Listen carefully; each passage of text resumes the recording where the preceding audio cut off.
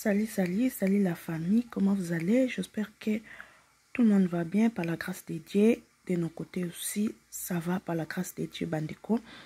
Merci beaucoup de vous abonner à Miss Elongation. Merci de vous avoir abonné à notre chaîne. Même ceux qui n'ont pas abonné, n'hésitez pas de vous abonner la famille. Abonnez-vous massivement.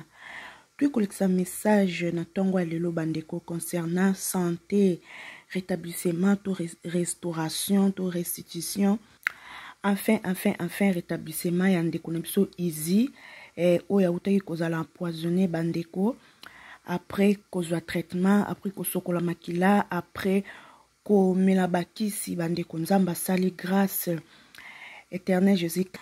Éternel de Jésus-Christ Bandeko, le Dieu d'Israël, Nzambo atika abana na yete, Nzambo a défendra toujours ba cause ya ba innocent Bandeko nanga, asali grâce na frère Nabiso Izi, wa utaki koza l'empoisonné Bandeko.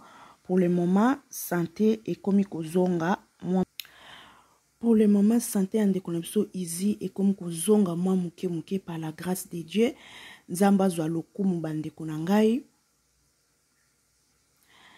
Nzambe alola azwa lokumu na ndenge atie loboko na ye na ndeko na biso na kaya ndeko na biso Izi Bandeko balobi les sangs des innocents et des innocentes.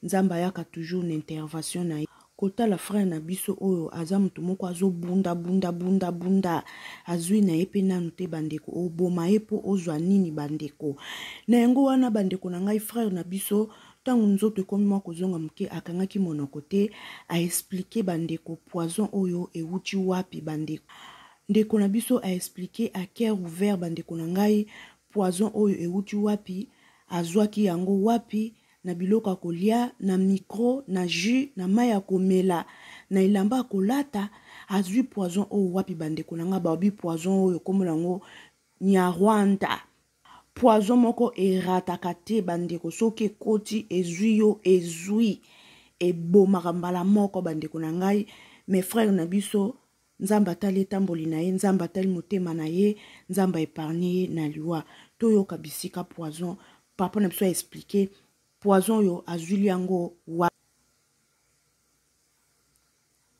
kuna biso nde na lobi kaka ke ayebi singanga na bi siko poison ngo ndeko na ngai oliaki na ndaka bato na micro wapi na mai na jus abi na nga non serne jezaki bongo te poison ngo kombo nango karao eza poison ya ba Rwandais poison batielaki ndeko na biso mwa kolia te eza pe na jus te eza pe na micro te poison ndeko na biso bapesaki ye na nini na mbote mutu kaka amitieli de ya poison na ledo mbote ka ya pamba Bandeko na ngai nzela esika poison ya ndeko na biso Izi Ndombe ezwaki toyebi ke bami ya somo ndeko na biso nde na lobi kaka siko poison ngo ndeko na ngai oliaki na ndaka bato na micro wapi na mai na jus abi na nga non serne jezaki bongo te poison ngo kombo nango karao nde poison batielaki ndeko na biso mobali azwi yango poison ngo eza na biloko ya kolia te eza pe na jus te eza pe na micro te poison ndeko na biso bapesaki ye na nini na mbote poison na ledo mbote ka ya pamba oyamba na ya pamba Bandeko na ngai nzela esika poison ya ndeko na biso Izi Ndombe ezwaki biso nde na lobi kaka ke ayebi singanga na bi siko poison ngo ndeko na ngai oliaki na ndaka bato na micro wapi na mai na jus abinanga non ser neige ezalaki bongo te. Karao eza poison ya barwandais.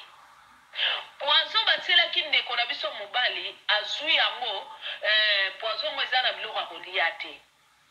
Eza pe na jus te. Eza pe na micro te. Poison ndeko na biso te. Mutu kaka amitieli de ya poison na ledo mbote ka ya pamba. Koyamba na ya pamba bandeko na ngai. Nzela esika poison ya ndeko na biso izi ndombe ezwaki. Toyebi ke ba voilà bandeko na ngai. Mawa mingi malheur kaka na moto oyo alingi abomisa mwana mobali ya batu. Okomona boye pe msu aboti te, msu pa zap abali nanu te, azobunda. Kotala ye boye azobunda kaka azobunda azokaskade ya chape mutu. Atele misu yende azali konzi ya fami na ye. Mais oko elimine jeune garçon boye na mokili po zwa nini. Nzamba zwa lokumu bandeko na ngai, ndeko na biso santé se rétabli.